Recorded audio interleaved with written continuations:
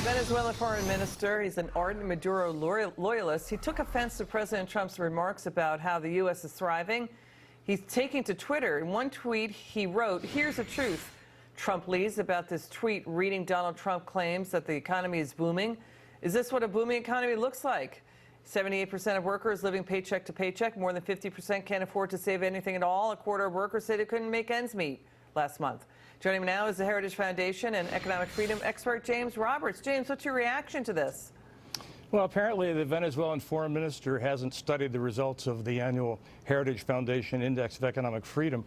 We just launched the 2019 edition at heritage.org/index, and the results for Venezuela and the United States are poles apart.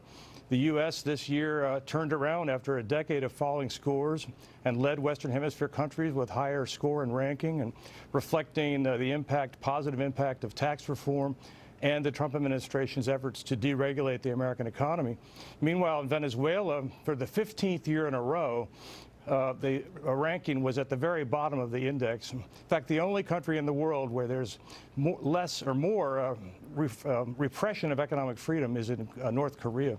So I don't think that the foreign minister is at all on base. In fact, President Trump was right to point out in the State of the Union that Venezuela is the 21st century poster child, warning for where socialism inevitably leads, which is to starvation, lack of medicines, brutal control by a corrupt elite, and desperation.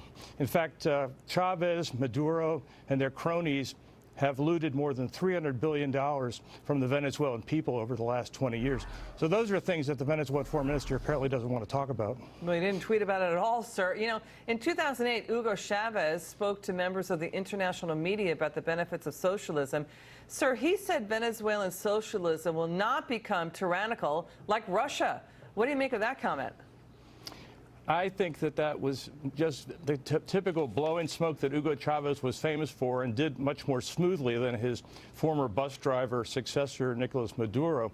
But the reality is that these countries are in desperate straits, especially now Venezuela, where they've even blocked assistance at the border from Colombia of humanitarian food and medicine because they don't want to lose control. But in fact, it's a complete bogus allegation that socialism was going to lead somewhere good. It's always led somewhere bad throughout history, and Venezuela is the most recent case. In fact, probably the most calamitous collapse of an economy in the history of the world. And so rapid, too. Jame Roberts of the Heritage Foundation, thank you so much, sir. Thank you.